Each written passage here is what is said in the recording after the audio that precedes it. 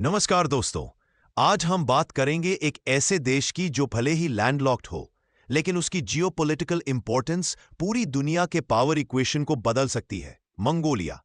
हाल ही में भारत के प्रधानमंत्री नरेंद्र मोदी और मंगोलिया के राष्ट्रपति उकना बत्तुल्गा के बीच यूनाइटेड नेशंस के मंच पर हुई हाई लेवल मीटिंग ने नए स्ट्रेटेजिक कदम तय किए हैं। मोदी जी ने कहा, अब समय है कि मंगोलिया जैसे देश अपने हितों की रक्षा करें और क्षेत्रीय संतुलन को मजबूत बनाए। अब आइए समझते हैं कि इंडिया और मंगोलिया की नई पार्टनरशिप कितनी अहम है। मंगोलिया, जो चाइना और रशिया से घिरा हुआ है, अब भारत की नेबरहुड फर्स्ट पॉलिसी और एक्ट ईस्ट पॉलिसी का अहम हिस्सा बन चुका है। यहां भारत सिर्फ कूटनीति नहीं कर रहा, बल्कि डिफेंस और एनर्जी दोनों मोर्चों पर अपने रिश्ते मजबूत कर रहा है। भारत ने मंगोलिया के बॉर्डर सिक्योरिटी फोर्सेस के लिए एक नई कैपेसिटी बिल्डिंग प्रोग्राम शुरू की है।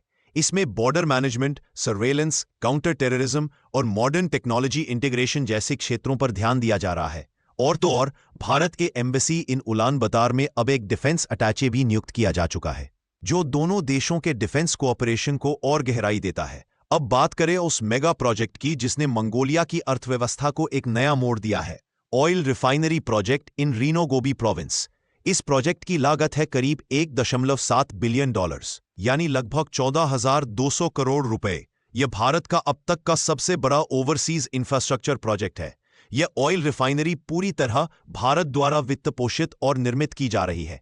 इसमें 25,000 से ज्यादा इंडियन इंजीनियर्स और स्पेशलिस्ट्स काम कर रहे हैं। जैसे ही यह प्रोजेक्ट 2028 तक पूरा होगा, मंगोलिया को एनर्जी इंडिपेंडेंस मिल जाएगी और चीन पर उसकी ऑयल डिपेंडेंस लगभग खत्म हो जाएगी। इधर दुनिया की दो बड़ी अर्थव्यवस्थाएं यूएसए और चाइना तगड़े ट्रेड वॉर में उलझी है। प्रेसिडेंट डोनाल्ड ट्रंप ने चाइनीज प्रोडक्ट्स पर 100% का अतिरिक्त टैरिफ लगाया, जिससे कुल ड्यूटी 130% तक बढ़ गई। जवाब में चीन ने भी री एक्सपोर्ट बैन लगा दिया, मतलब कोई भी प्रोडक्ट जो तीसरे देश के जरिए अमेरिका जा सकता था, अब उस पर भी प्रतिबंध लग गया है। इससे सोयाबीन ट्रेड को बड़ा झटका लगा और अमेरिका की सोयाबीन एक्सपोर्ट वॉल्यूम्स 85% तक गिर गईं। इसी दौरान भारत ग्लोबल साउथ के एक नए लीडर के रूप में उभर रहा है, न्यूट्रल रहते हुए भी अपनी स्ट्रेटेजिक और इकोनॉमिक पार्टनरशिप्स को मजबूती से बढ़ा रहा है। भारत का डिफेंस इंडस्ट्री अब ग्लोबल स्टेज पर अपनी पहचान बना रहा है। कोचिन शिपयार्ड लिमिटेड को यूरोप से एक बड़ा ऑर्डर मिला है, 100,000 करोड़ का कॉन्ट्रैक्ट, जिसमें 6 LNG powered feeder container vessels बनाए जाएंगे।